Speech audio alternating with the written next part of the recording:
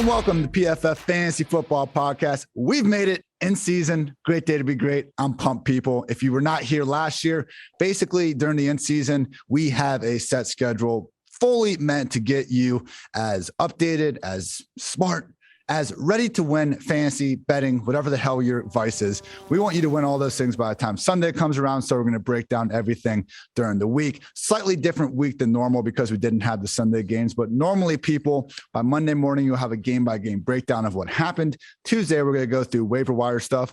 Wednesday, aka right now, we're previewing the upcoming week's action. Thursday, we'll be looking at more of a interview style with a guest. Friday will be a DFS center show. Saturday, injury stuff, and Sunday we will have a start-sit hour in the morning. So again, today's business will be a game-by-game breakdown of all the Week 1 action, and I'm joined by the one, the only, the great Dwain "The Rock" McFarland. Dwain, how's it going, dude? Is that rhetorical question? We're about to get NFL football, man. We're excited. And I'm just happy to be part of this team, getting to do the regular season stuff. So yeah, man. It's Christmas it was like seeing all the presents under the tree, getting to open them. Like this week, you get to actually play with all the toys, Ian. You get to play with them. Off-season grind's great, but off-season grind is over. Week 1's here. Let's go, everybody. First matchup, Thursday night football. We got the Dallas Cowboys at the Tampa Bay Buccaneers. Tampa is sitting as a 7.5-point favorite. They opened at 6.5, over-unders at 52. So just real quick, Dwain and I are basically going to go team by team, each bringing up a main point. We are not trying to come down and break every single thing through with every single matchup. That would take about 6 hours. Hey, it might work out for some people, but believe me, we're going to be rushing to try to get this into about 90 minutes as it is. So with that said, if we don't mention somebody, we're not just forgetting about them. We're just trying to focus on the most important stuff. And I'm going to start off here with the Cowboys. And I would just say, people, let's not put too much stock into losing one great offensive lineman in Zack Martin. Now, apparently it's a tough situation to figure out because he was vaccinated and he got COVID. So I think there might still be a chance he could return by Thursday if he can get the back-to-back negative tests. Not sure. Assuming Martin is out right now, though,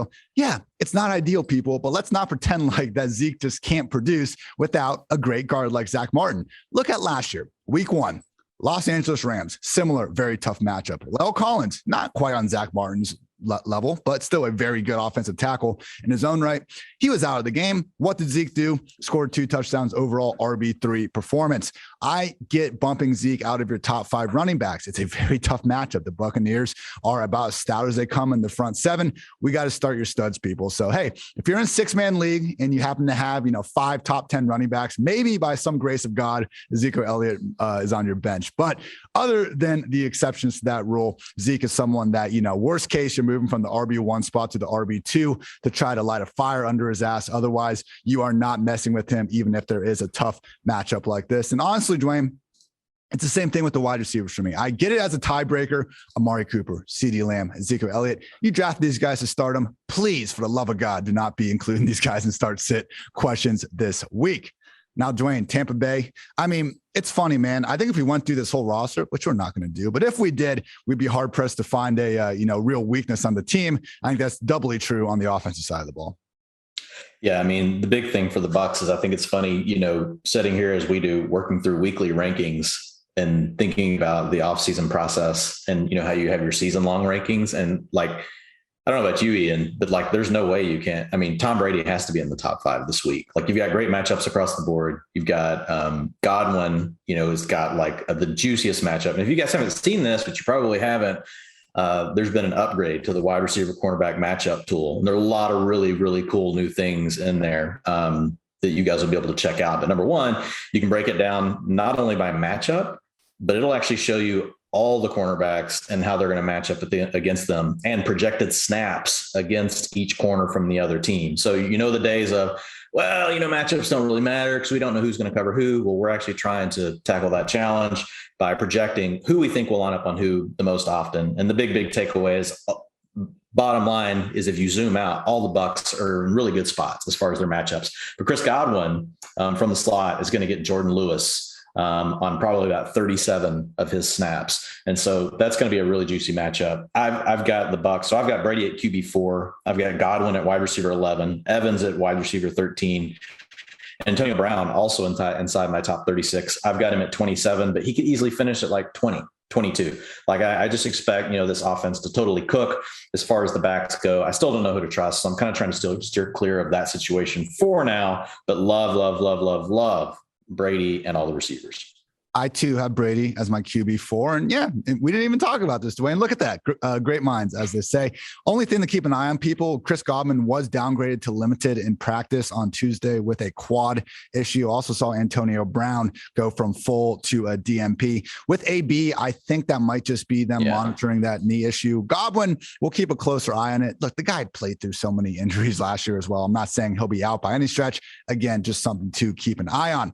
Next up, we got the Seattle Seahawks at the Indianapolis Colts. Seattle opened as 2.5-point favorites. That has ballooned up to 5, perhaps due to some of the uncertainty over on the Colts, quarterback room over the past few weeks. Over under opened at 52, now is down to 49.5. So the one thing I want to point out is this could be, Dwayne, a Tyler Lockett blow up spot. A great stat from the always great Hayden Winks over Underdog Fantasy.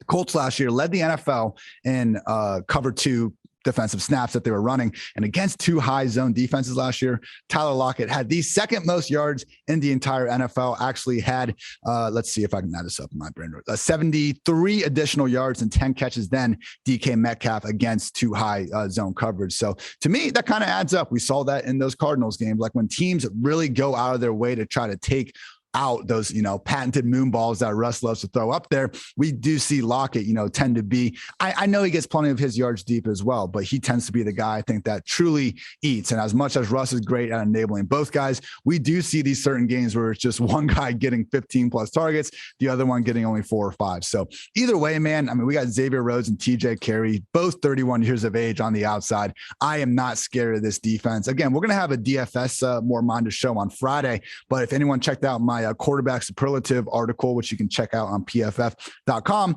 For Russell Wilson, I think this could be the semi-contrarian tournament stack that could take down a tournament because Russ, Lockett, Metcalf, this was already the most condensed wide receiver 1, wide receiver 2 pecking order in the league last year in terms of combined target share. I think this matchup, while it's not, a smash spot, certainly winnable. And I just think the best version of these guys can take down just about anybody. So I have Metcalf as my wide receiver 8, Lockett as my wide receiver 17 this week. Get them both in there. Don't be surprised if Russ balls the hell out. Dwayne, we know Jonathan Taylor is going to get his, but anyone else on this Colts offense that you're really interested in week 1? The guy I'm just really keeping my eye on is Paris Campbell. Just with T.Y. Hilton being out, you're going to have Pittman lining up on the outside. I think Campbell's just the guy that's going to get the most favorable looks. Ian, he's going to line up inside. It's not a great matchup, from a cornerback standpoint, but man, it's just hard for me to really worry about that too much when our guys are getting to play in the slot and they're going to move them all over the place. So I think Paris Campbell is the guy that could be a hot waiver wire add in week 2. He's been hurt the last 2 seasons, but when you look at his targets per route run over those 2 seasons and you put that together cumulatively, which you have to because he's been hurt a lot, I mean, it's right at 20%, which is where you want to be for a young player with a chance to ascend. He's also still a former 2nd-round pick. He just needs to stay healthy. So Paris Campbell is a guy that I'm definitely keeping an eye on this game. He's a guy that I know this isn't the DFS show, but I think he could give you some, legit upside, as a sleeper type wide receiver in that format. Big issue with those Colts wide receivers was knowing that there was going to be 4 of them rotating with T.Y. Hilton out of the picture. Gives guys like Paris Campbell a big chance to extend up the depth chart. Love that call. Next matchup, AFC South Battle. We got the Jaguars at the Texans. Jaguars opening up and holding still as 3-point favorites. Over under is at 44.5. I would just say, people, I get it. We're facing the Texans here. Like, this is the week to start the Jaguars. With that said, this offense is implied for a relatively modest 23.5 points. It did take Trevor Lawrence in the first team offense until the 3rd preseason game against the Cowboys backups for them to find the end zone. Look, James Robinson, Laviska Shenault, Marvin Jones. I think these guys should be in more starting lineups than not. Don't get me wrong. I would just say, with the passing game, at least, we still need to kind of sort out who's going to be a number 1 target, who's going to be a number 2, and if this is even going to be that much of a pass-happy offense to begin with. So cautious optimism, I think, would be my main point about this passing game. Now, for James RB1 son, like, this should be an RB1 some week. I've made my cracks about RB3 son this year and this and that, but oh my goodness, like, if you just played nothing but running backs against the Texans in 2020, you were likely a wealthy man. I mean, last year, 11 of 16 games, the Texans yielded a top 12 running back against them. The worst performance actually came from Robinson himself, RB26. Other than that, only Nyheim Hines as an RB22 finished outside the top 20. This is a smash spot. There's a reason why Derrick Henry runs for 200 yards seemingly every time he faces the Texans. Don't be shocked if Robinson happens to flirt with that number himself. Dwain, if you have something good to say about the Texans, man, I'm all ears because I don't really have any. Yeah, I don't have anything, Ian. I mean, if you've drafted Brandon Cooks, you're going to play him. That's about it. But there isn't anything. I want to keep an eye on Nico Collins. I want to see if, what we've seen in the preseason holds true, meaning he plays more snaps than Chris Conley. Maybe Nico's got something to his game, but it's just a hard offense to get excited about. If you're looking at the backs, there's 4 of them. Plus you've got a quarterback that runs in Tyrod Taylor. I could say Tyrod Taylor, could be an interesting, play just because of his legs, and you can get him for less in DFS, but obviously in season-long formats, we're staying really, really far away from that. And I personally, I don't have a reason to rank any of the Texans, inside the top 36. Well, I say that I've got Cooks at 29, but if you wanted to bump him out of the top 36, I would also be okay with that. Yeah, I am monitoring Tyrod's just rushing usage. We only saw him 1 week as a starter last year. Only had 6 carries. I know he was a rushing quarterback in the past, and he will still be a part of his game. But 32 years of age now, I think it makes sense that Taylor isn't quite the same, fantasy darling as we saw, at this point 5-6 years ago. Moving right along to bigger and better matchups, we got the Eagles at the Falcons. ATL sitting as 3-point favorites. Over under is at 48.5, up from 47.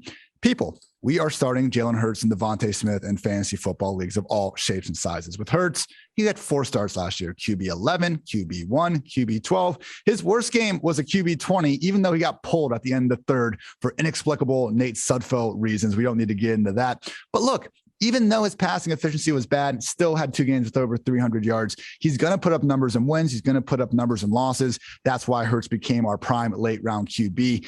I get it if you have your Russell Wilsons of the world. And like for me, I have Hurts, I believe, as my QB 8 or QB 9 this week. Like there's a certain tier of top quarterbacks that I still think you're going to play over the guy. But with that said, more lineups than not, people, Hurts should be in there. And then in terms of Javonte, we are facing the league's single worst defense in PPR points per game allowed to wide receivers in 2020.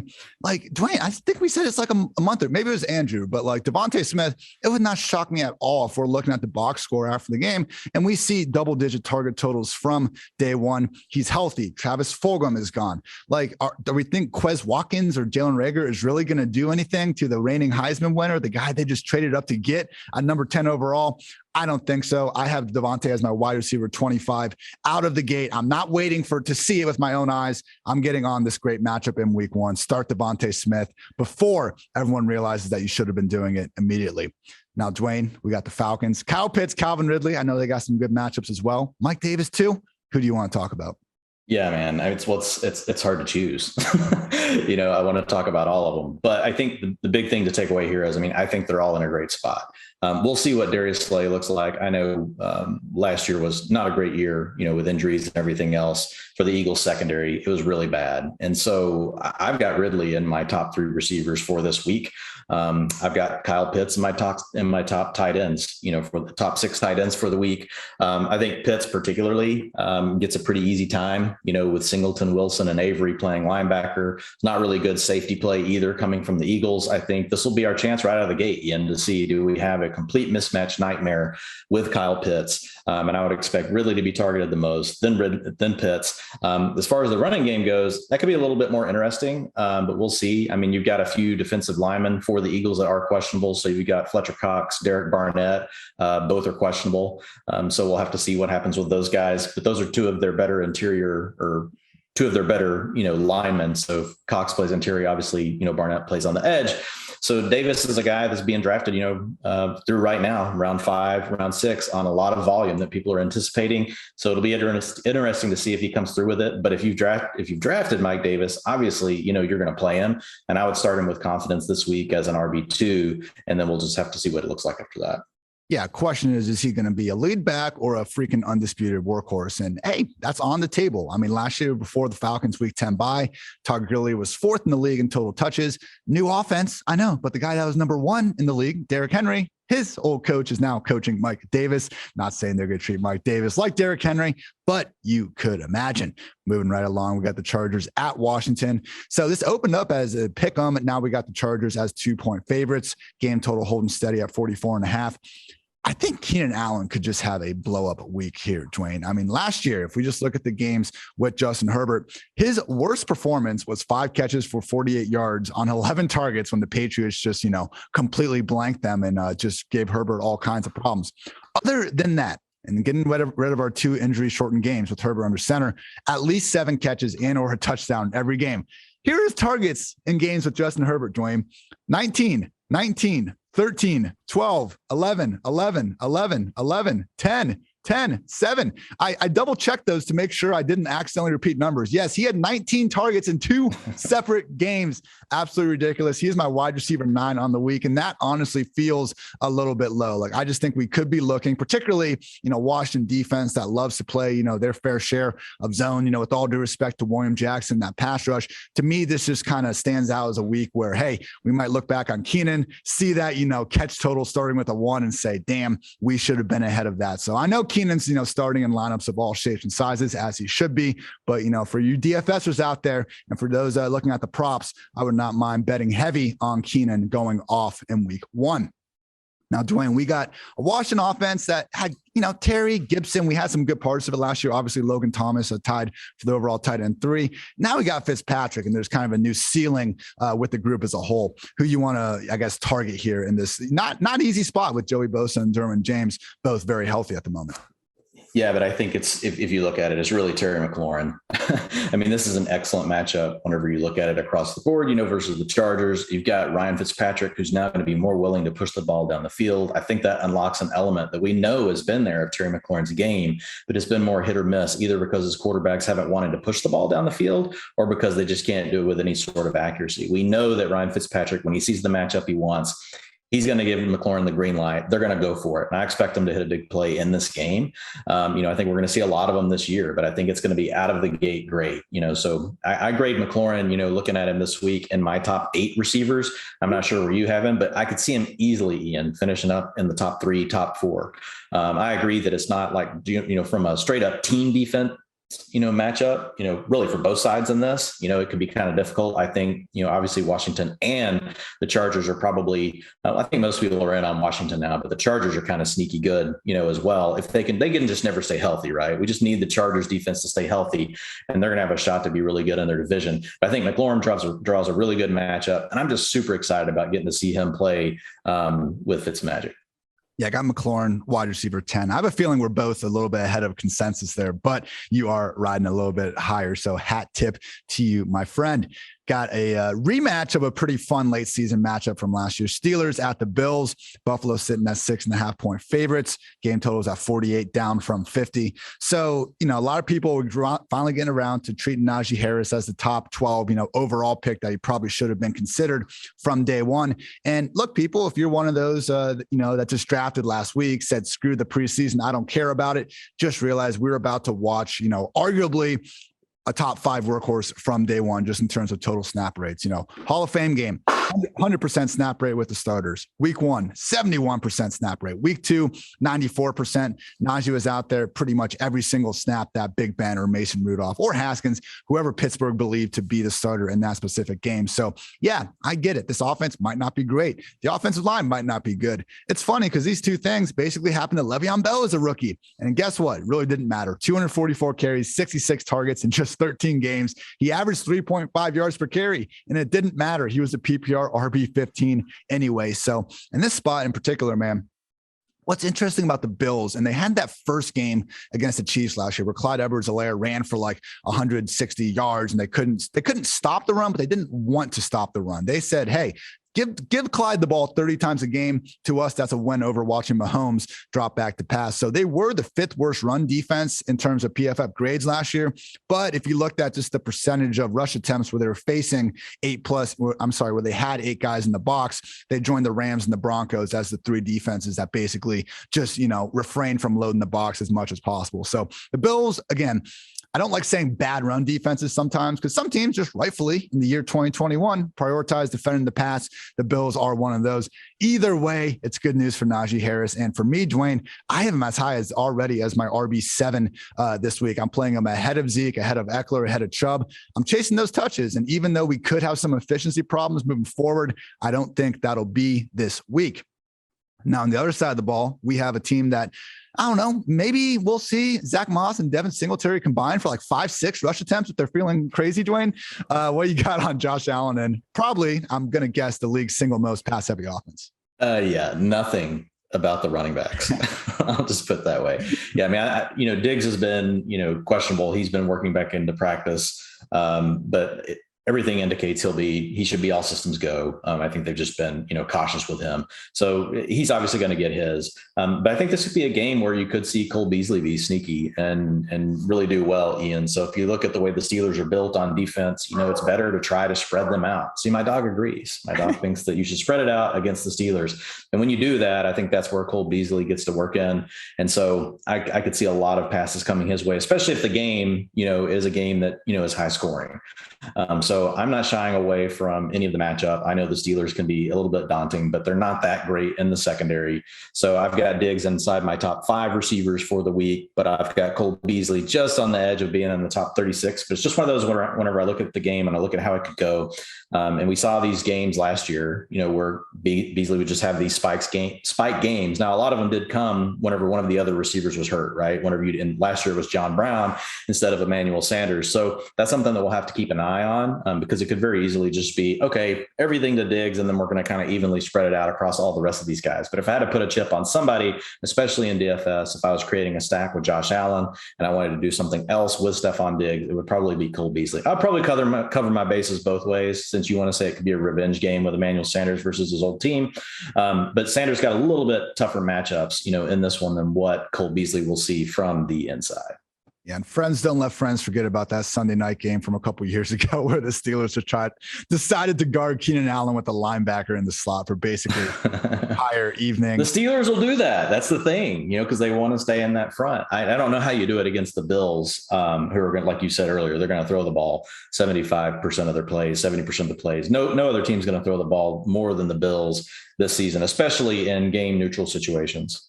Yeah, well, we'll see if they try to do it for their sakes. You would hope not, but no, it's a great point. I mean, we're all going to have Josh Allen's a top 5 QB. We're all going to have Stephon Diggs, the top 5 wide receiver. But as you're going through your rankings, you're putting all these other guys up, and it's like, wait a second. Josh is going to put up numbers. That means other receivers than just Diggs are going to put up numbers. Beasley, Manny, even the occasional dart throw on Gabe Davis. Scared money don't. That's the beauty of using Josh Allen. Really, is you can get exposure to other players that a lot of the rest of the field won't use. Again, I know it feels like we're already doing a DFS show, which I bowed out of for Friday. And Ian's like, what? I didn't think you wanted to do a DFS show. Here we are doing a DFS show. Why don't you just do the DFS show? I don't know, Ian. Maybe I'll just do the DFS show. But anyway, I just like that you can get these lower owned receivers as your double stack, right? You could even be really contrarian and you could say, I'm just going to use Emmanuel Sanders and use Cole Beasley and stack them with, Josh Allen. And if he goes off and both of them catch a touchdown and you use salary elsewhere on, say big running backs, well, there you go. I feel like Beasley and Sanders are probably available on a lot of waiver wires out there, particularly Beasley. I mean, you just saw him flying down draft boards for a lot of reasons that had nothing to do with his actual ability to play football. So I'm not saying you guys all need to be a fan of Cole Beasley. Just remember, dude had 5 games with 100+ yards last year, played through a broken leg in the playoffs, was anyone's idea of a great, if not the best slot receiver in the league, at least in terms of guys that strictly play in the slot. All due respect to, your Goblins and Tyreeks of the world. Enough of that, though. Next matchup, we got the 49ers at the Detroit Lions. San Fran sitting as 7.5 point favorites. Over-under is at 45. Guys, I think the answer to Raheem Mostert versus Trey Sermon is just yes. Start them both. Start them all. Last year, hey, credit to I guess credit to not even credit, but it was too banged up. We didn't know what running back was going to be for the 49ers, basically week in and week out. When it was Mostert early in the year, the guy was balling the hell out. When it was Jeff Wilson later in the year, he was balling the hell out. For the first time in seemingly years, we actually have some sense of clarity in this San Francisco backfield for once. So looking at that week 3, preseason game where Trey Lance and Jimmy Garoppolo, the quarterback rotation, stole the show. What happened? Drive 1 was all Raheem Mostert.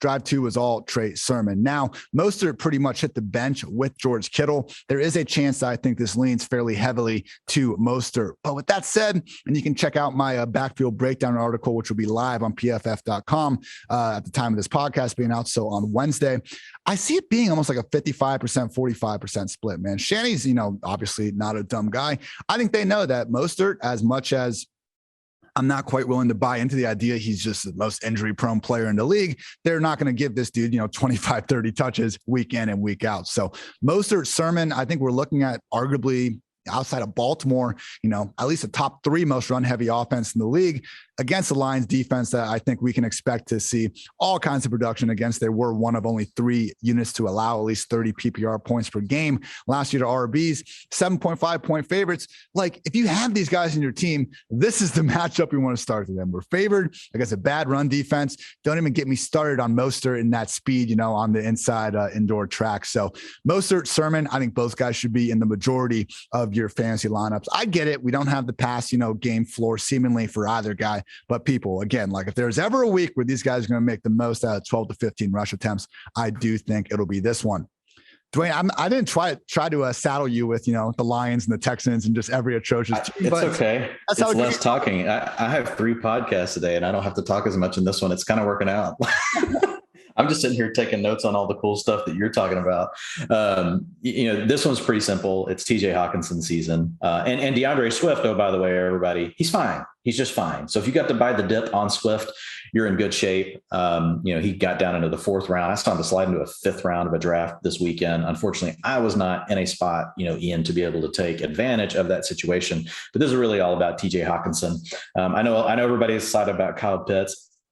I understand why. We've just heard about Mark Andrews getting the big contract, but TJ Hawkinson, a 20 and a 21% target per route run rate over his first 2 years. You know what range that's in? That's in the same range as rookie seasons and second year seasons for a lot of the very best that we've seen, like Travis Kelce. I'm not saying this guy is Travis Kelce, but he's the best option on his team. The other thing that held him back last year, Ian, is not even running a route, hardly over 70% of the plays. So you're not going to worry about Jesse James and whatever other character from the Wild Wild West, which I don't know why they're in Motown because that's not the Wild Wild West. Anyway, don't know why I'm going down this rabbit hole, but Hawkinson, it's his year, man. It's going to happen, Ian. I mean, if he just stays at the 20 to 21% targets per route run and his routes bump from 70% up to 85% or 90%, which I think he's going to push past that 85% mark, which is like elite. Logan Thomas was the only guy besides, I think, Kelce, I'd have to go back and double check, to get over 90% last year. But I think that's what we're going to see with Hawkinson because the team has to have it out of him. They've got to have him be their number 1 option. And so he's going to get to play a lot against linebackers, a lot of zone coverage. Will not have to deal with man-to-man coverage near as much. And teams could start to do some things to try to take it away. But if he takes any kind of step forward in his progress, which he did his first 2 seasons, his pass receiving grade got better from his rookie season to his sophomore season. His overall grade at PFF got better from his rookie season to his sophomore season. So he's entering into his 3rd season.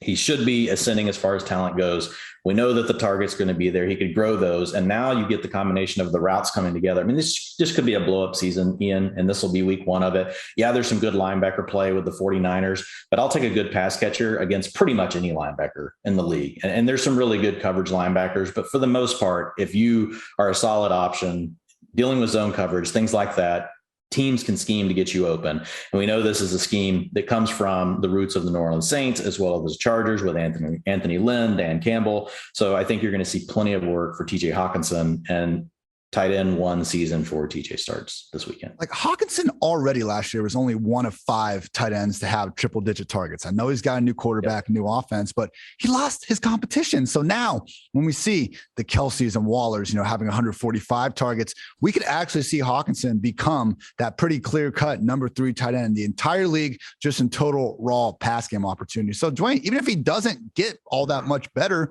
which I don't think we should assume he's not going to improve, we're still looking at someone that just based on volume alone should be able to return consistent top 5, if not top 3 value. Absolutely love it.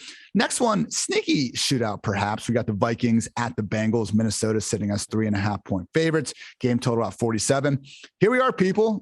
We took Trey Lance and Justin Fields and Kirk Cousins for this matchup and for the first 7 of them. So what I would say is that while this matchup is, I would say, not, my usual best case, my 10 out of 10 matchup, I'll use the borderline erotic phrase. I wouldn't go there. We'll say maybe very good, which is a 6 or 7. But with Trey Wayne's out, man, Eli Apple, Chidobe Awuzie, Mike Hilton, this is smashable for Justin Jefferson and Adam Thielen alike. And I would just point out for Cousins, even if this isn't, again, a top 5, just best case scenario matchup, part of the reasoning for targeting Cousins with the early streamers wasn't just the defenses. It was the fact that out of these first 7 games, basically only 2 of them combine a bad defense with also a bad offense. We got the Bengals, Cardinals, Seahawks, Browns, Lions, and Panthers. Those are the 2 squads I mentioned, and the Cowboys. So, hey, yeah, there's a chance that, that one practice we heard about from the Bengals a month ago is a sign of things to come, and they just can't move the ball. Maybe Dalvin Cook gets 30 rush attempts. Kirk only has to throw the ball 10 times. That's how it busts. If Burrow and company can just keep this one competitive, though, I see the game total flying well above 47 into the 50s. And that's a scenario where Kirk Cousins is forced to pass and accordingly puts up big numbers because he's throwing the ball to 2 great receivers against, again, at best, a below average secondary. So Kirk Cousins, one of the things I like to look at is just the DraftKings, the DFS pricing. That's why Vegas totals are good. Let's see what the sites that have a ton of money on the line, let's see how they rank these players. And you will see Kirk with a top 12, top 13 implied projection already for week 1. So Cousins, just along there at Ryan Fitzpatrick, examples of guys that we had ranked far lower in the offseason than we do in week 1. Realize, we are really doing one mini season every single week here in fantasy football land. Don't be afraid to stream Kirk from day 1 if you don't have a better option ready available. Now, Dwayne, we got Mixon, Higgins, Chase, Boyd, Burrow, options all over the place. Who you want to talk about? Yeah, man, it's the receivers, and everybody knows how much I love Mixon. But I think what we're just going to see is he's going to get all the work, and that all the years that he should have been, more like a late 2nd round pick and not an early first or a late first or an early 2nd because of Gio Bernard. Those days are over. He's actually now worth, a pick in the early 2nd to mid 2nd, of your fantasy drafts. And you're going to see that this weekend. But really what I'm most interested in seeing here, Ian, is Joe Burrow. I'm not going to start Joe Burrow if I don't have to in any leagues, just because I do want to give him time to kind of get up and get things going. I know he's steadily improved, through, if you were reading reports whenever training camp first started, apparently Joe Burrow had never played quarterback before. He was an infant just born yesterday and, put in a cradle in the middle of the pocket. And there was nothing that could go right for the guy. So I'm very interested to watch that matchup, but you have to be excited, for the Bengals receivers. You get to play against, it's the artist formerly known as Patrick Peterson. You hate it when these sort of things happen, but T. Higgins, that's a matchup problem in my mind, for Patrick Peterson. Whenever you look at Tyler Boyd getting to work inside, he's always going to get a good matchup. You got Mackenzie Alexander. Jamar Chase gets a little tougher matchup with where he's going to spend the majority of his time with Rashad Breeland, but overall, those are all okay matchups. And to your point, I think this is a sneaky shootout type situation. So I think while I am worried a little bit about Burrow, and I would want to go out projecting, a 300-yard game, I'm still going to roll with all of these guys. If I drafted him, Jamar Chase would be the one guy that I may get out of my lineup this weekend. If I drafted, somebody else that I feel really good about, because I did go super deep at receiver this year in the way that I approached my teams. So he would be the one I would be thinking about. But I think with Higgins and with Boyd, you've just got to hit the smash play button. And, I think you'll be happy still with your results. With the Bengals, I think a lot of people kind of missed throughout the draft process. Like, I don't think anyone was necessarily hyping up these players. They're all good, but I wasn't trying to say, hey, Joe Mixon is a legitimate top, 5 talent at the running back position as a whole. It's always been volume. Who had more touches than Joe Mixon before he got hurt? Nobody. Who had more dropbacks than Joe Burrow before he got hurt? Nobody. Even if they aren't quite firing at 100%, people should have more than enough opportunities to make up for it in the short term. Another game that I could see scoring a little bit, although Vegas is going the other direction. We got the Jets at the Panthers. Carolina is now setting up as 5.5-point favorites, up from 4. A lot of points for one Sam Darnold, but we'll talk about that in a little bit. Game total is at 45, up from 43. Dwayne, happy Elijah Moore season. Around Sunday at 3:55, 4 p.m., that will be when our buy low window on Elijah Moore slams shut. So if you still have the chance to go out and get who could very well be the best wide receiver in this rookie class, go get him, people. And on DraftKings, like, he's $3K. Rondale Moore is $3K. Terrence Marshall, it might be $3K as well. All these guys are ridiculously cheap, and I want to be out ahead of it. Again, same thing with Devontae Smith. We don't always need to wait to see this happen. By then, it's usually too late. And for this matchup, man, I don't know how it's going to miss. I understand Corey Davis was getting all the targets, but hey, my big thing from this preseason was like, let's make sure Zach Wilson at least looks the part of someone that can put up numbers, even if he's not going to be, a complete world beater from day one. We saw that, and we saw him peppering Corey Davis with targets. Now, what did we not see? What did we hear from Jets camp? It was that Elijah Moore, before he had a minor quad issue, was the best damn player on the field. That is exactly what the Athletics' Connor Hughes actually was reporting in August. And it was the same takeaway in OTAs. So, we got Jamison Crowder on the COVID list. Maybe Keelan Cole is going to be out there. I almost hope Crowder plays through this, so it throws the scent off, a little bit with Elijah Moore. So I'm not even necessarily saying you have to start him this week. I know maybe a little bit I was implying that just a little bit harder. He's my wide receiver 50. We do need to make sure he's out there getting the snaps, making sure he's not limited. But I guess it's more about trying to acquire him before this week 1 or week 2 blow up. Because again, if even half of what we've heard about this guy being as good as he seems to be, AJ Brown telling him that he's going to be Jerry Rice and this stuff after he got picked and all that.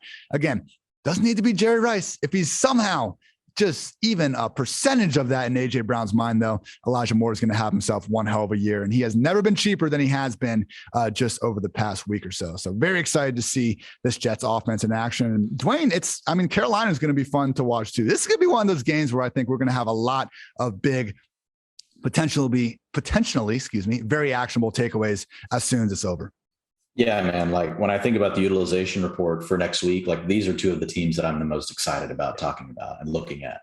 And if you look at Elijah Moore, I actually finished up an article today that'll post tomorrow that's around the top 5 players you should be trading for before week 1 happens. Elijah Moore is the number 1 player on that list. Yesterday, I did a column on the top 5 waiver wires you should add. And so it was based on an ADP of over 170 using Fantasy Pros in a PPR format. Well, guess whose ADP was under that? Elijah Moore's was under it. So he went into the trade article. So thank you for people on Twitter that called me out for saying that, well, how is Elijah Moore not on this list? Because you can't read. And I still love you, and I'm still welcoming of you, into my Twitter feed, but I'm just not going to respond. So if you look at the Panthers, I think we've got a similar situation here, Ian. Marshall was actually my cover boy for the waiver wire article that came out today, as being the guy you want to make sure you own. And the way I look at Terrace Marshall for this season is, if you liked Chase Claypool last year, you should like Terrace Marshall this year. Last year, Ben Roethlisberger was what? We can ask George Shahiri, our lovely boss. What would he say about Ben Roethlisberger? Not much good. Yeah, actually, we can't say too much because he's trying to get in his good graces, because, we don't want Chris, getting in trouble when he goes to see the Steelers, and then Ben doesn't want to talk to him and all that kind of stuff. Anyway, moving along from that. But that's what Marshall is, right? He's not going to be out there whenever they're in 12 and 21 sets. That's obviously going to be DJ Moore. That's going to be Robbie Anderson. But anytime they're in 3 wide, he's going to be on the field. And so I think his routes per drop back are going to be in the 65 to 70% range. You know who that looks like from last year? Chase Claypool. Chase Claypool was out there about that much. And guess what Claypool was used for? Besides, he did get some of the carries inside the 5. I don't think Marshall gets that kind of work, but I think this is going to be the player they want to look to the most once they get inside the 20-yard line, especially inside the 10. They're going to use Terrace Marshall a lot this season. So I think Marshall's a guy that, while his utilization and his routes per drop back could be lower than what we would want, the price is still low. So again, he could also be a buy low from a trade perspective. If you've got an owner in your league that already has him, if he's sitting on the waiver wire, you need to go get him, because Ian, isn't he just one of those guys that every time you watch him, and some guys just look like this, you just see it and you're like, man, like this guy's like, he's about to explode, and you can just tell, like you could just feel it, like in every move they make, even just the way they walk or the way they get up after a catch. Like Terrace Marshall, he's dripping, and just complete, swagger. He's dripping in confidence, and he's just at every level so far through his life. He's shown that he can do this, and now he's destroyed mini camps. He destroyed OTAs. He's destroyed training camp. He's destroyed preseason games. Like he's done it at every step of the way. And now we just have a game situation. And you know what's going to happen. And if he goes out there and just catches, 3 balls for 40, 50 yards, and one of them's a touchdown, it's already too late. And guess what? It could be a bigger week than that. He's a total type of player that could blow up for 5 catches, 80 yards, and 2 touchdowns in week 1. And so the other player that I have probably sneaky high over where most people have, the rest of the quarterbacks this weekend is Sam Darnold. And I do love some stacks in DFS of Sam Darnold. I could also go with the Zach Wilson train on that. There's so many options. This is my favorite week of the year for DFS, because there's so many different options that you can go with. You can honestly exhaust yourself, but I love some of the cheaper stacks like this. And I know we are not, Sam Darnold backers. I know, I totally get that. And you can poo-poo this whole thing, but I just feel like Ben was not a great quarterback last year either, and he supported 3 receivers. Teddy Bridgewater was not a great quarterback last year. He supported 3 receivers. I think Sam Darnold is good enough to do that, and I'm super excited about Terrace Marshall, if you can't tell. Sam Darnold, man, if he can't do something in this first stretch of the season, I don't know if it's ever going to happen. Yeah, I agree. The Saints, the Texans, the Cowboys, Eagles, and Vikings to start. Like he's going to be just 5-0, throwing for 300 yards a game. And I'm going to be sitting here saying, wait, people, we're not sure yet. We're not. Well, you're going to have to stick with that stance, because you've digging a very, you've digging a deep trench on this, but that's okay. Sometimes with a guy like Darnold, to be honest, like you're better off holding to your priors a little long. We've got a pretty long history here, right? It's not like he just was a rookie last year and had a bad season, and now we're looking at year 2. We're looking at multiple years. We do have to give him a little bit of a pass, though, just because, and we've covered this before, so we don't have to belabor it, but he was stuck under Adam Gase, which has been good for absolutely no one ever on planet Earth. Except Jarvis Landry, a little bit. No, except Peyton Manning. He made Peyton Manning. Peyton Manning made that guy so much money. I wish Peyton Manning would say something like that about you or me, and we just get an NFL job. Hey, go coach this team. This guy's awesome. That's basically what happened. I think he went from the Broncos to the Bears. Like I'm talking about Adam Gase. He did.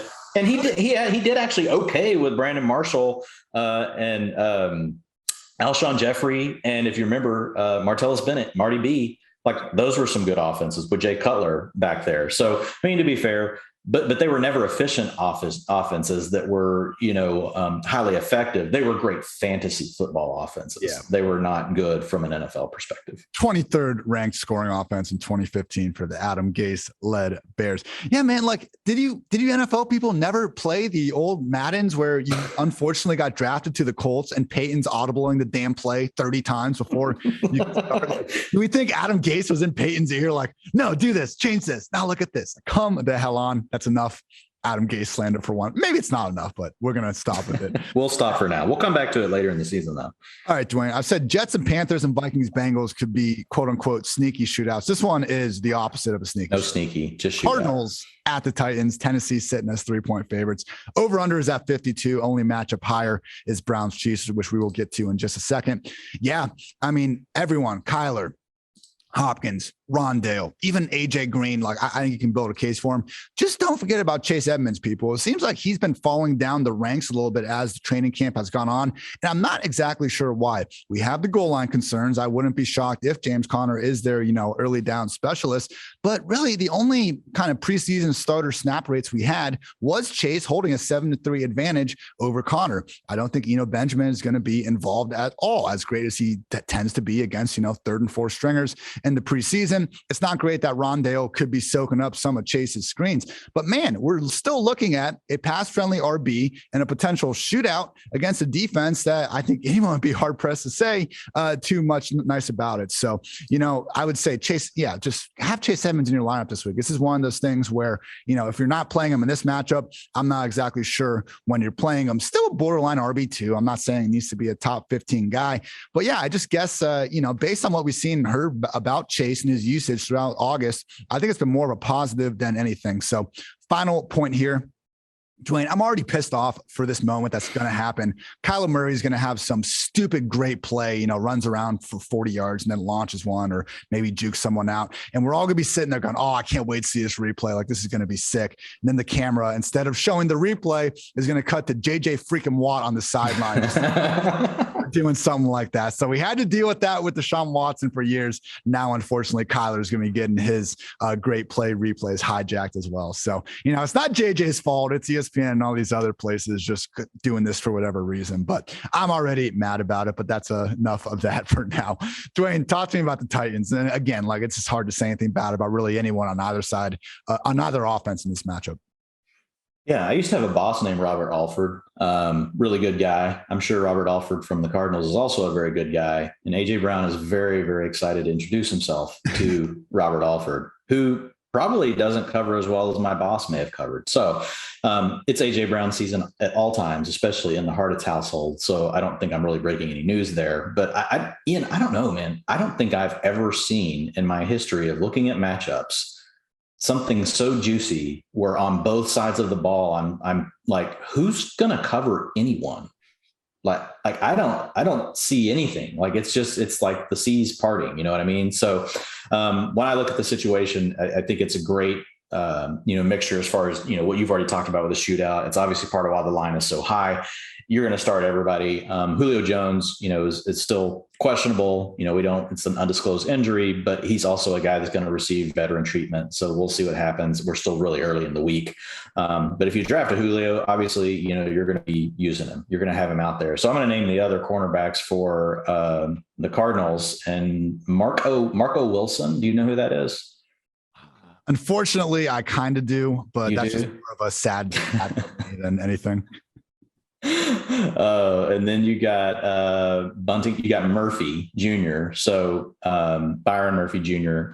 So I don't know who's going to cover anyone, Ian. Like, basically, when I look at this situation, it's you're going to use all of those receivers. And whenever I look at my ranks, and I'm just double checking them again because I just did them yesterday, and I'm thinking, do I have everyone high enough on the sheet?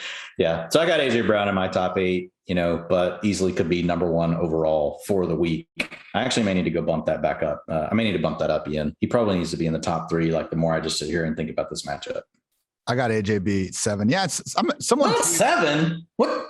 Dude, come on. I figured you had him at 1. Ian. I got Julio 12. We got 2 wide receiver ones coming out. Okay. Fair enough. You got Julio 12. Okay. Yeah, but that's strong. Someone added me and they're like, hey, how come you haven't been tweeting so recklessly about AJ Brown this year? Is it still AJB wide receiver 1 season? Of course it is, people, but you all know that this year. Last year, people were drafting him as like a wide receiver 19. Absolutely insane time to be alive. Thank God those days are over. But this cornerback room has looked atrocious all off season, and it took Malcolm Butler retiring for people to really let that sink in. Like, if Malcolm Butler was supposed to be the solution to your problem, like, people, you had the wrong solution for a long time. Sometimes, as the late Junior Soprano once said, some people are so far behind that they actually think they are winning the race. So moving on to, again, just another straight up shootout. We got the Browns at the Chiefs. KC is a 6.5 point favorite. Over under opened at 52.5, and now we are up to 54.5. So, Dwain, I really hope this is the year we get a week 1 to now week 18 Cleveland Browns offense that is just balling. Give us the best, because in 2019, we had all this hype. What happens in week 1? Tennessee Titans smoke them in Cleveland. 2020. Okay, let's see what happens this year coming back. What happens in week 1? Absolutely embarrassed by the Ravens. Now, going into Arrowhead, trying to stop this blowout streak in week 1, obviously it's basically the worst case matchup we could ask for. But hey, Baker, OBJ, Chubb, if these guys are all going to live up to the expectations we've set forth, these are the types of games that not necessarily need to win. And look, it's very hard to take down Mahomes and Arrowhead. I'm not going to say the Browns are done if they can't win this game, but I want to see a competitive affair similar to what we saw in the AFC divisional round last year. Even before, Mahomes got hurt, it was always at least a 2-score game, if I'm remembering things correctly. So OBJ is expecting to be out there. And hey, people, if you got him as your wide receiver 4, wide receiver 5 in those flex spots, I think you're going to be hard pressed to leave him on the bench. Not an easy matchup. The Chiefs had the second best defense in PPR points per game allowed to wide receivers last season. So I get it. If you did, the 0 RB or the anchor RB, you might be in a situation where you don't necessarily need to start OBJ from week 1 on. But I guess this is my last thing for everyone out there. This guy was the PPR wide receiver 19 before he got hurt last year. So if you're doing your ranks and you have OBJ outside the top 30, like he has been in ADP for a while, just remember a lot of that was just based on, hey, will he be ready to go for week 1, healthy enough to suit up? He is. Let's get back to adjusting. We're not putting him the top 10, top 12 just yet. But again, I think any list of, the top 20, top 25 fantasy receivers without OBJ, it just couldn't be me. Let's leave it at that. Dwayne, we got Kelsey, Tyreek, Mahomes, everyone freaking gets it. Top 1, if not top 2 players at their position. What about Clive? What about Mecole? Are there any other of these auxiliary pieces you think are going to give us something this year? Yeah, just real quick on OBJ, from a targets per route run, still really strong last year. So this is not a guy that's 32. He's not 33. He's not 34. Sometimes it feels that way because OBJ broke onto the scene, immediately, as a very young rookie and had, really huge games, then came on and played well the next couple of years and started dealing with some injuries. So just, so his targets per route run, they're not quite where they were like when he was in his peak. So this is from his rookie season on 27%, 26%, 27%, 28%, 25%, 23%, 24%. A really good number is 20. He was at 24% last year. And this is the kind of game where they could have to open things up. They're going to try not to, because the Browns don't want to have to open it up. They're going to try to play too deep. And that actually brings me to my point about the Chiefs. It's going to be interesting to see how do the Chiefs respond, much like the Seahawks you talked about earlier, where you talked about all the targets that Tyler Lockett had against too high. Well, that's because teams played too high all the time against, the Seahawks, because they didn't want to let them beat them deep. Once they got after week 8, they were like, screw this. We're not letting Tyler Lockett and DK Metcalf score long touchdowns.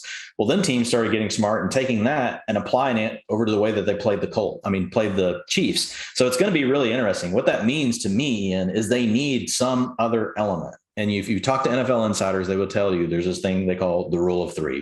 You have to have 3 different ways to attack every defense to really, truly be able to create some sort of mismatch, no matter how good the opposing defense is. And if you look at the Browns, they've got a pretty good defense. They could be the top defense in the league. We do have Myles Garrett is questionable with a hamstring. If they don't have him, that's really going to hurt. Like, you couldn't ask for a worse injury on opening day whenever you're playing against the Chiefs than to have Myles Garrett not be available. So that's something we'll have to keep an eye on. But that third element, look, I don't think it's going to be Mecole Hardman.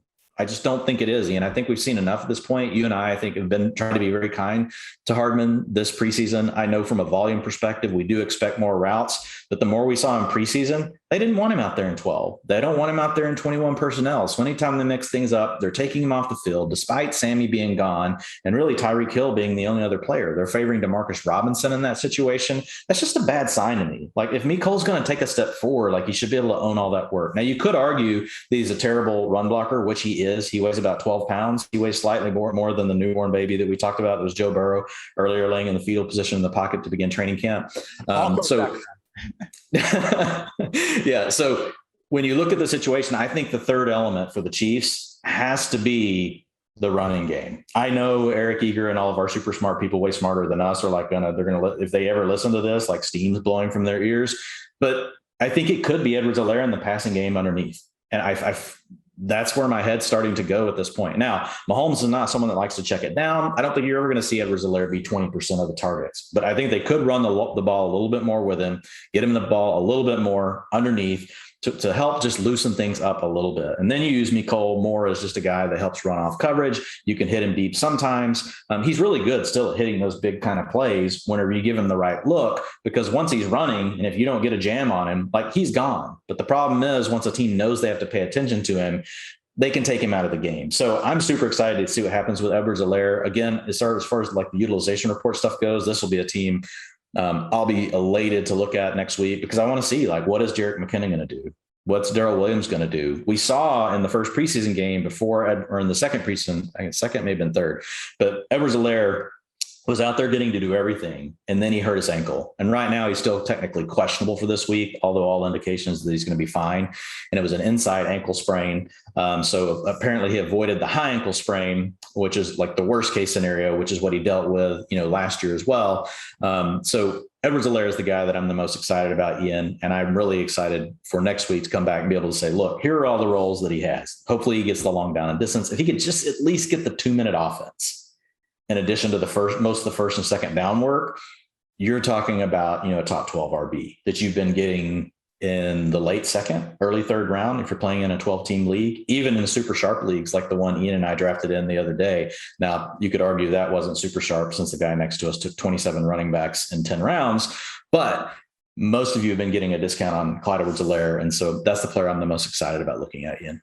Clyde touches in 6 games before they added Le'Veon Bell last year. 25, 16, 25, 19, 13, and 34th in the league in total touches before they added Bell. Yeah. And that was on 60, 70% snap rate. Like if we see them just say, hey, Clyde, you're the guy, here's 80% snaps every single game.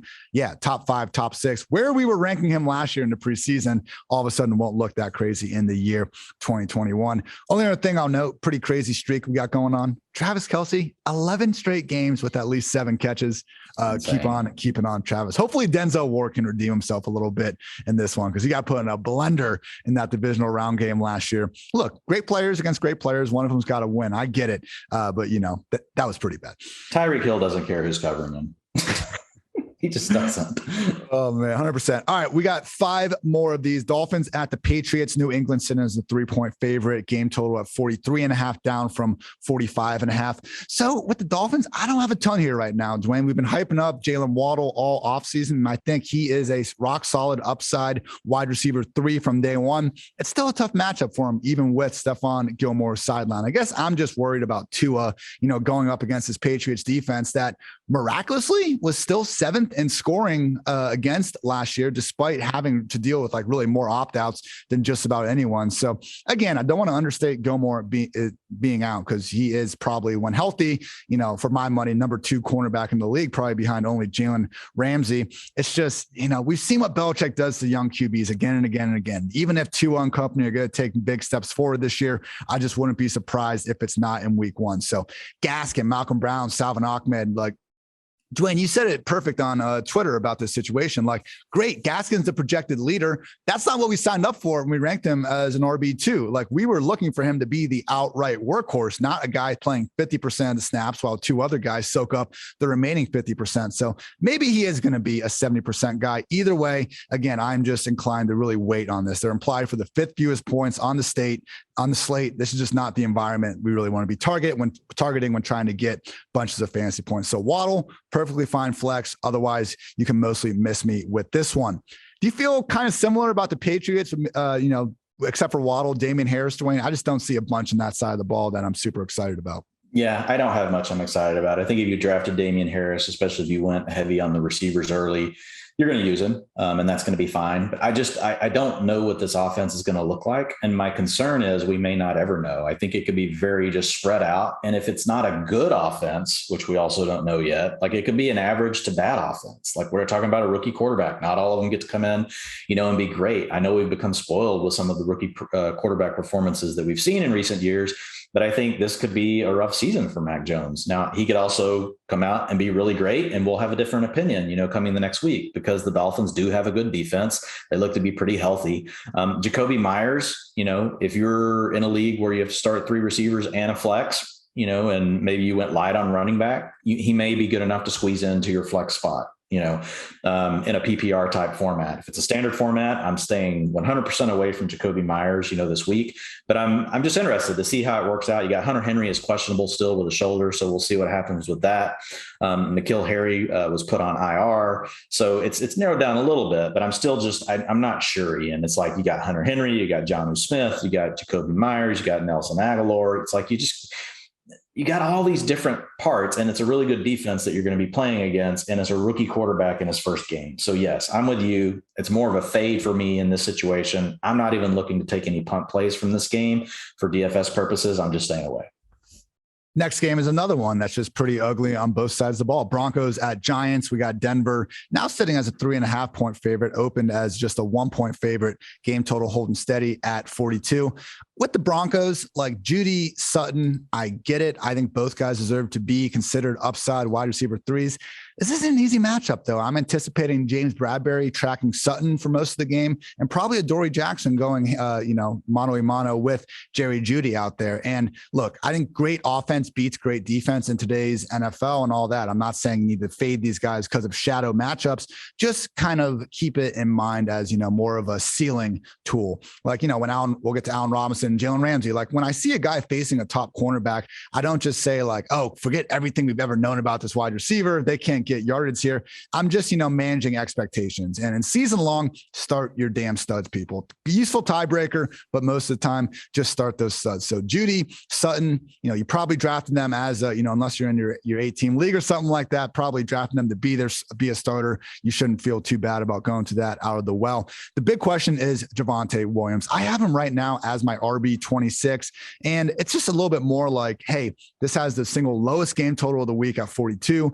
Giants defense is solid, and just, similar to Dolphins Patriots game, I don't know that this is the week I want to be making many leaps of faith. So, Dwayne, I can't wait to get your utilization report next week, and I'm going to go right to the Broncos to find out what we have in Javonte. Because again, the fact they rested him in preseason week 3 is huge, but it also could make sense that, hey, that he showed what he could do the first 2 weeks. Melvin Gordon was slow to come back with an injury. They just wanted to get him some run before week 1. So we'll see. At least Royce Freeman is now a member of the Carolina Panthers. So at a minimum, I think we're looking at a 2-back committee, which we can take. Not too many single-back workhorses these days. We can live at 2-back committees. So Javonte, Judy, Sutton, you can start them. I just say, don't feel too good about it just yet. And also, final note is that Noah Fant, who was dealing with the lower leg injury, is fully expected to sit up this week. So Noah Fant, I think, should be anyone's idea of a top 8, top 9 tight end going into this matchup. Dwayne, Giants, which means what's up with Saquon Barkley? Yeah, man, it's so far it sounds good. He's still questionable, but it's trending towards playing. Something you're just going to have to watch through the rest of the week. But if he plays, I want your thoughts on it, Ian. But if he plays and you drafted him in the late first, early second round, I'm starting him. Number one, the way I built a lot of my rosters, I didn't take a lot of backs, from then on, until I got to more the mid-late to the late rounds.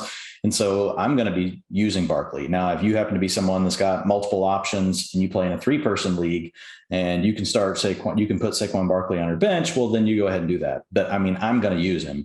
I'm not expecting, a huge game out of him. I do expect them to limit his workload, so I think we could see maybe 50, 60% of what we would normally see as far as carries and attempts, all those sort of things.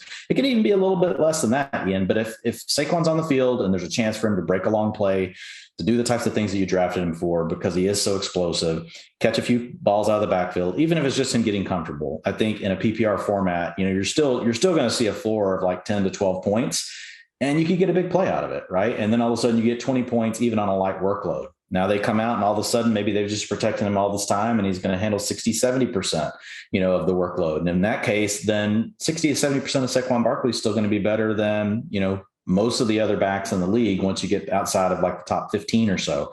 So I'm going to be using Barkley. Obviously, again, like I said, pay attention, keep an eye on what's going to be happening, with him in the news, make sure that he's going to be on the field, all that kind of stuff. As far as the rest of the Giants go, you kind of gave me another easy one. The only other player that I would consider from this, team right now, I'm staying away from Kenny Golladay.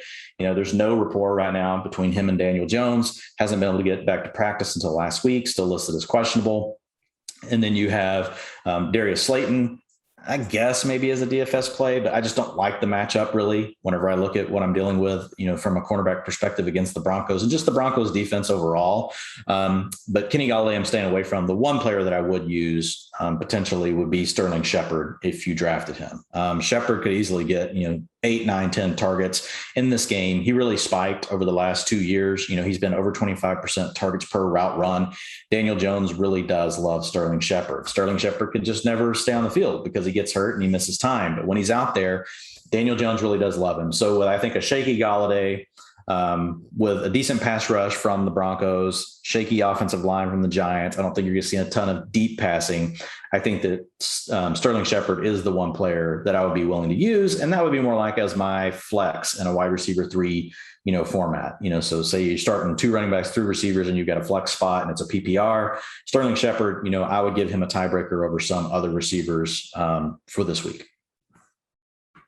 Where do you have Saquon ranked specifically? I came out originally, had him RB 14. I bumped him down a little bit. I got him at RB 16. Yeah, hang on. Let me pull it back up. Yeah, I've got Saquon. Right now, I've got him at 14. So okay. We're in the same ballpark. Same spot. Awesome. Good to hear. Always enjoy. If you drafted him, it's just one of those things. You're starting him, unless you went, ignored all advice, from us on how to draft, and you drafted like 5 running backs in a row. Well, then, okay, I guess this is that moment you've been waiting for. You can bench Barkley. Congrats, people. Saquon Barkley's on your bench. You feel better now. All right.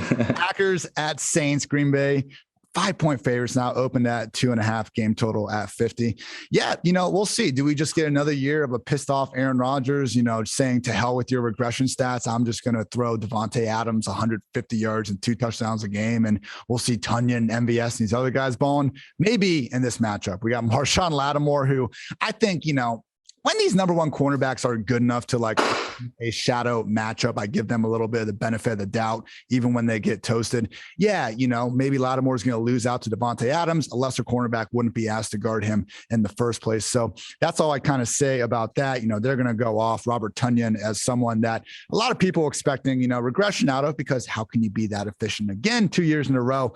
Still anyone's idea of a top 10 tight end going this year. The big question is Aaron Jones. Can we get him to have that just heavy receiving workload that wasn't there last year? So when Aaron Jones and Jamal Williams were both active, Jones had 288 routes and 68 targets. Williams, 175 routes and 28 targets. So Jones was the primary receiver. We know that's going to happen, but is Dylan and Jamal just going to be a 1-for-1 replacement, or is Jones really going to take a lot more of that receiving work? Because to me, that's the difference between Jones being a consensus week in, week out top 5 back. Not saying he can't do that already. I have him as my RB5 this week, but that's going to make it a hell of a lot easier than if we need him to continue to get by on a lot of touchdowns as well. So we'll see.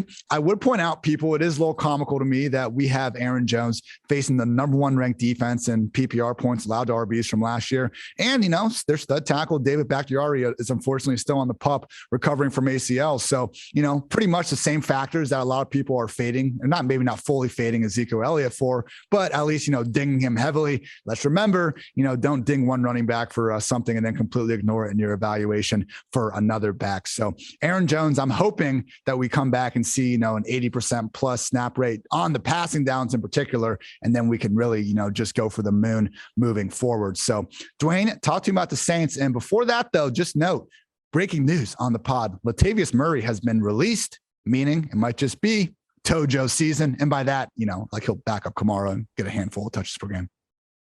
Yeah. But man, if you did draft Tony Jones, and it's something that I definitely had outlined in the strategy article, like you're feeling really great. So one of my most owned players, I'm very excited. This is great news. I think I already said this the other day on a pod. I told you, Ian, don't you remember? I think I was like, man, Latavius Murray might be a surprise cut. Yeah, I think he did. Like it's just, man, it just had that feel, with it. And Sean Payton's one of these guys that, man, he can get a lot out of guys that we never knew anything about. And so the other guy we need to talk about here is Marquez Callaway. Like, he's going to be Jameis Winston's number 1 option in this game. He's not going to have a great matchup. He's going to have times where he's going to have to line up, against, one of the better corners in the league. Whenever you look at, the way that the Packers handle their coverage. So you've got Jair Alexander is who I'm talking about, but Traquan Smith is questionable for the game. Most likely sounds like he will play, but it's just a situation where I feel like, I saw enough. I know it's one quarter of preseason football, but the drumbeat has been beating slowly for Callaway all offseason. Had a great offseason program, came in, did great in OTAs and mini camps. You get in training camp, he does great. And really, it was just a crescendo, Ian, whenever we saw what he did in the first quarter with Jameis. And they basically said, look, we're just going to go win this job right here. Taysom Hill, you can go away. This is going to be Jameis Winston. This is going to be Callaway coming together. They're going to make sweet music. And if you watch that game, and we talked about it a little bit already, you don't want to overrate in just a few plays, but those were special plays that he made. And so I fully expect Callaway to jump right out of the gate. I'm not that worried about his matchups. I've got him at number 36 in my rankings for the week, which is, I don't know if I haven't even checked to see where that stacks up against the rest of our, experts. So I don't know where consensus is. My guess is versus really the rest of consensus, non-PFF, I'm guessing that's pretty high, but that's how confident that I feel about Marquez Callaway as the top option, undisputed until Michael Thomas comes back, that's at least, until week 7 before that even happens. And by then there could just be so much chemistry between him and Jameis that it won't matter. And it'll really be about spreading the ball around between 3 targets. You guys don't need me to tell you about Alvin Kamara. He's good. And again, Tony Jones, if he's available on your waiver wire, you need to go pick him up right now. Go get him. Yeah, Kamara about to go full God mode for 17 games now. I have Callaway wide receiver 42, so we're right there. Similar range for sure. And yeah, man, I like to envision that when it came time for Peyton to announce, Jameis as a starter, like they were just having some regular QB meeting, and Peyton walks in and just like, Taysom, let's go ahead and go back to the tight end room now. Like we've had our fun here, but time for you to get out of here. All right, 2 more. Sunday Night Football, Chicago Bears at the Los Angeles Rams. Rams 7.5-point favorites, over under at 46. Oh, I was going to mention this real quick in the last game. I don't think Jair Alexander is going to shadow Callaway because he stopped shadowing last year after week 7. They like to keep him on one side of the field like a lot of NFL teams do, just as the Rams did with Jalen Ramsey for bunches of the year. Now, they didn't necessarily leave him on one side of the field. Brandon Staley did a great job moving Ramsey all around the field. Slot, if it was a number 1 receiver they wanted to shadow, they would do that. That's why it's so exciting to see what he's going to do with a similarly versatile piece like Derwin James over with the Chargers. But don't fade Allen Robinson because you think Jalen Ramsey's going to be on him. Last year, Ramsey only tracked DK Metcalf, Mike Evans, and Davante Adams on the season. So Robinson, when he played in this game, he caught all 4 of his targets for 70 yards, one of which was a good 40-yard catch down the sideline that he put a nice double move on Jalen Ramsey. But yeah, this was not Robinson versus Jalen Ramsey the whole game. How do you guys think we got the infamous, Darnell Mooney torching Ramsey on that double move? It's because Ramsey wasn't tracking Robinson. So not an ideal matchup.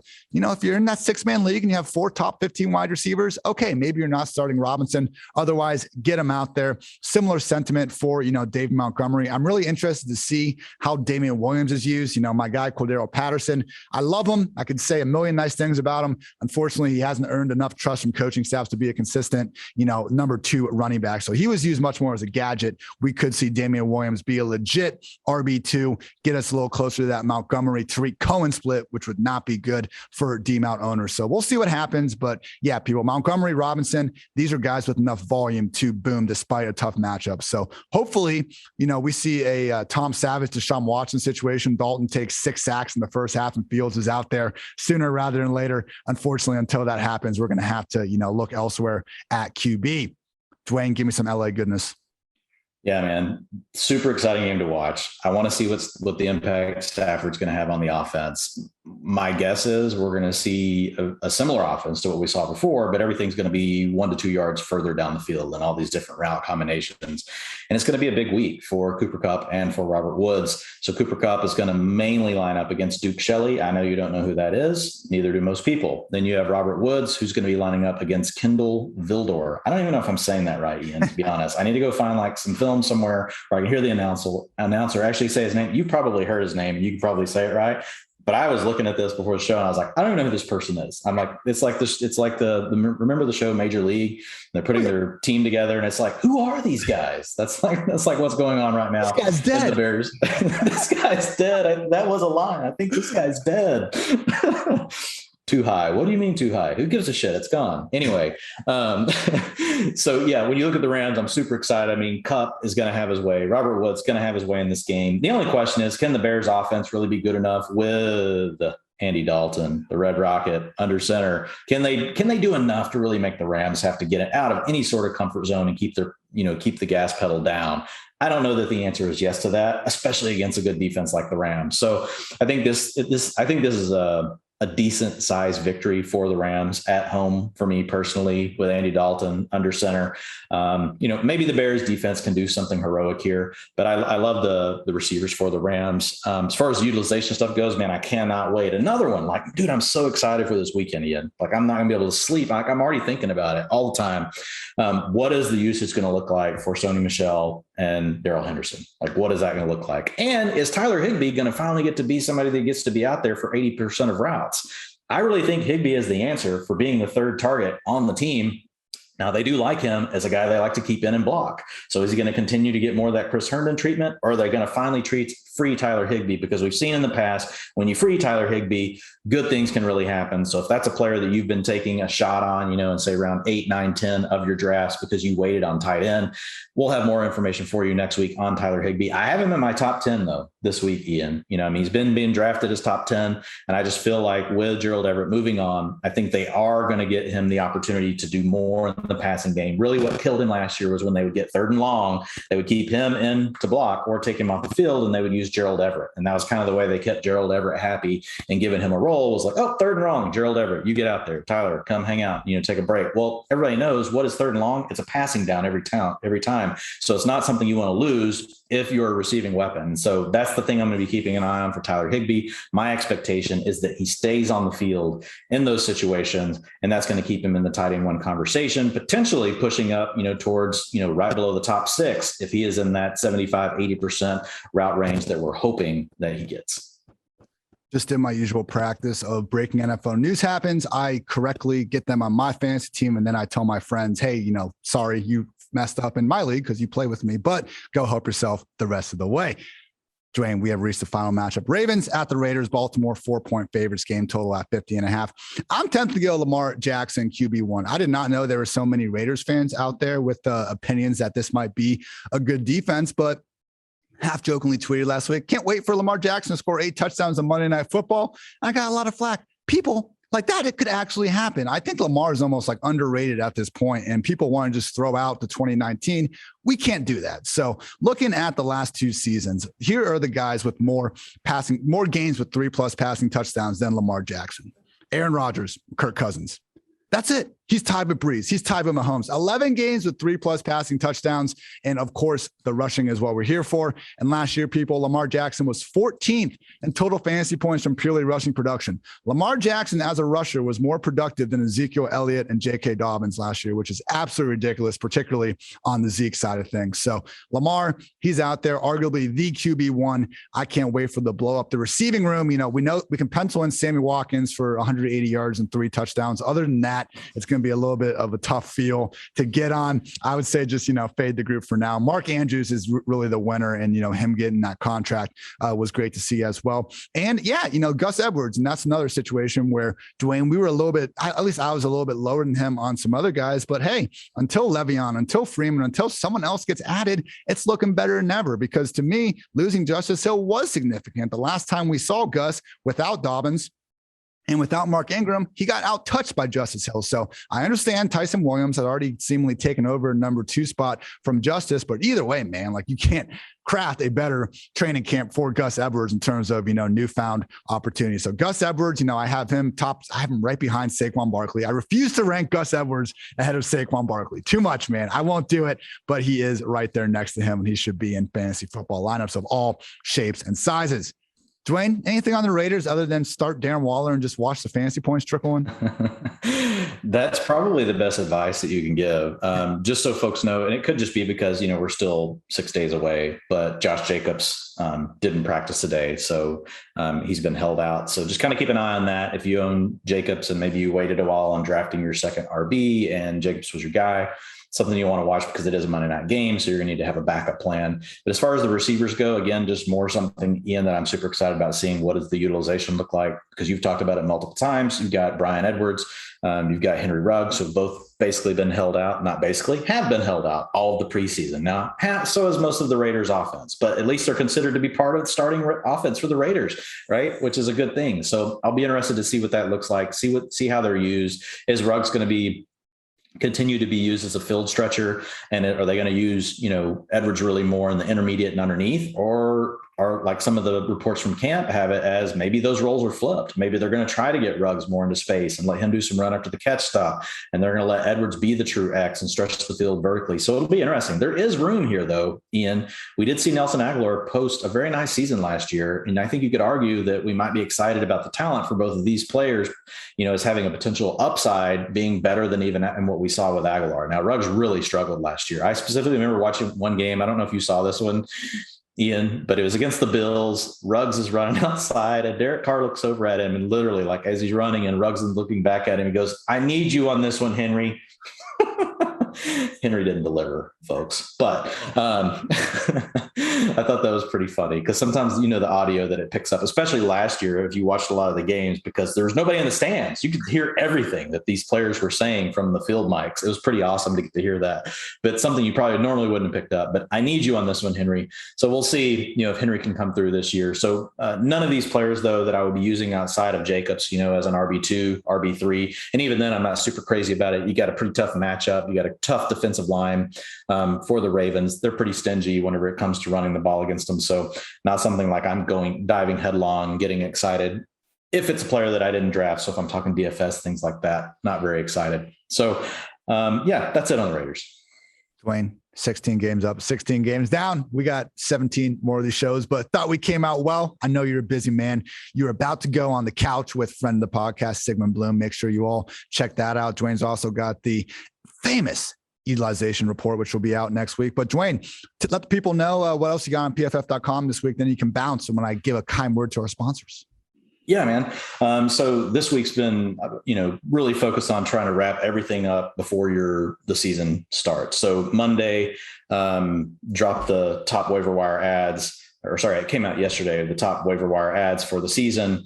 Tomorrow we'll drop the top players to trade for. The next day will be the top players to trade away. Obviously going to have my rankings are already up on the site for all of the scoring formats. I'm going to actually put an article form tomorrow. I'm going to break all of those rankings down into tiers. At least for PPR, I'm trying to figure out how I'm going to work this process for the rest of the year to see if I can do that for all of them. But I'll add notes in there. At a minimum, I'll say, here's your adjustment for standard. Here's your adjustment for half PPR. But really want to try to do something more like what we do before the season, which is each week breaking players down into tiers. And then that can actually be something that could be helpful, not just for picking your starting lineups, but as you think about DFS and think of things about things, other things like that, and different ways that you can use the information, that hopefully that will be helpful.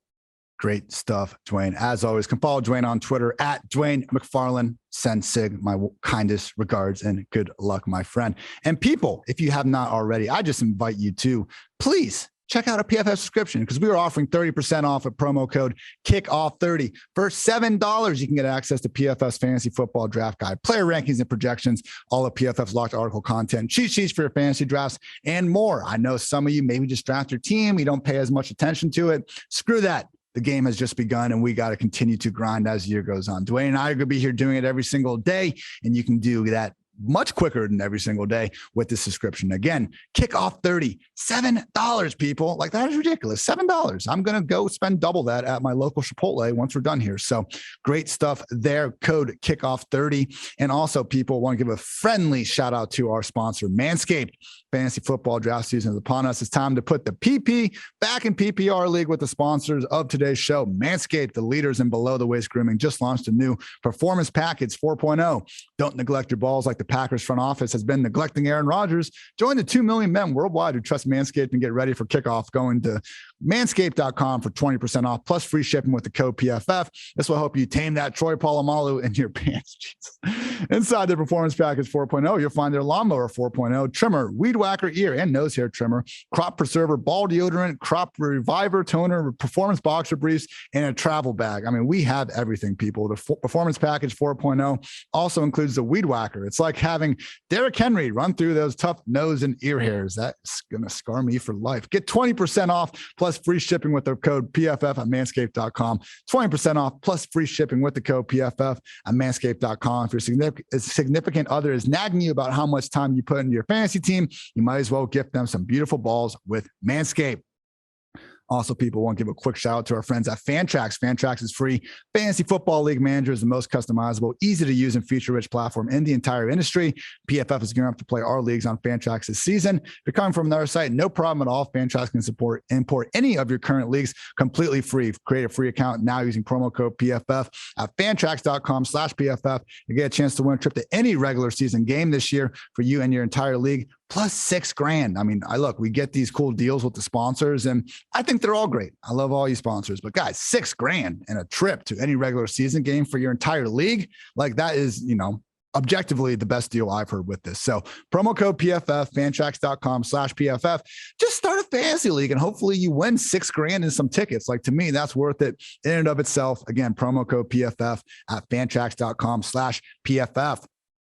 And finally, people, fire up your tailgates. The NFL is back in on the action before opening night kicks off at DraftKings Sportsbook, an official sports betting partner of the NFL. And with the NFL returning, DraftKings is giving all customers the opportunity to participate in this year's no-brainer offer.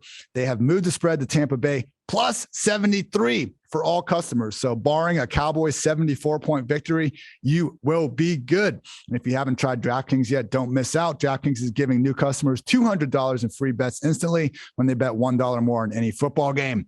As always, people are call to action. Download the DraftKings Sportsbook app now and use promo code PFFBET. New customers bet $1 on any football game to receive $200 in free bets instantly with promo code PFFBET. PFFBET this week at DraftKings Sportsbook, an official sports betting partner of the NFL.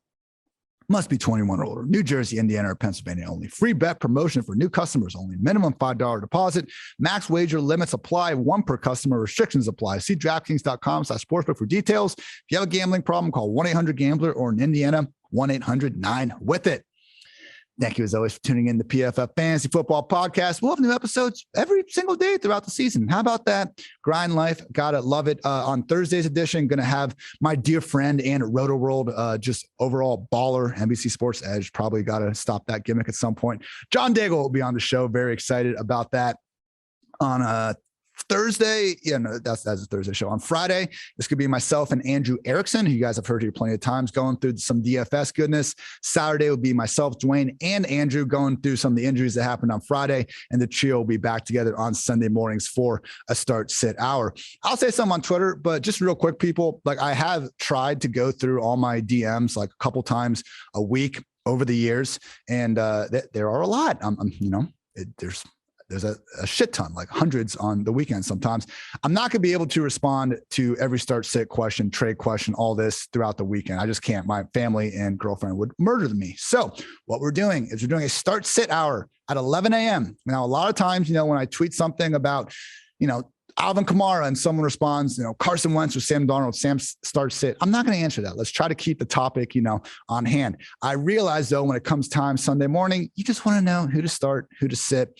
I'm happy to teach you guys how to fish during the week, but at the end of the day, you do need to get fed. And if you just want that answer on Sunday, I get it. So, my apologies in advance. I'm not going to be able to get to every single question, but I would just encourage you, please come check out the 11 a.m. PFF start sit hour. This is not going to be a show where I answer a few start-sit questions. The full goal of this show is going to be answer as many start-sit questions in about 50 to 60 minutes as we can possibly handle. We'll give a small, explanation, but this is to get the start-sit questions in. So no, I'm not going to be able to respond to every single one out there, but, I'm at least devoting, 60 minutes of myself, Dwayne, and Andrew's time to try to get those questions answered. So keep an eye out for that. Very excited for that. I feel like a lot of the fantasy-centric shows, they have good information, information. I'd like to think this one has good information, but I get it. Sunday morning, you just want to know who to start, who to sit. That is exactly what we're hoping to provide. So keep an eye out for that. Obviously got all my other content at pff.com throughout the week. Quarterback superlatives went live on Tuesday. On Wednesday, you can read about every single backfield. Thursday, wide receiver cornerbacks analysis plus tight end analysis. Also my mismatch manifesto. I'm very proud of my 4 article series, and I truly believe if you follow those 4, you will have a good grasp on just about every fantasy relevant player in the NFL. So thank you as always for tuning in to PFF Fantasy Football Podcast. You heard Dwain before. I'm Ian Hartitz, and until next time, take care, everybody.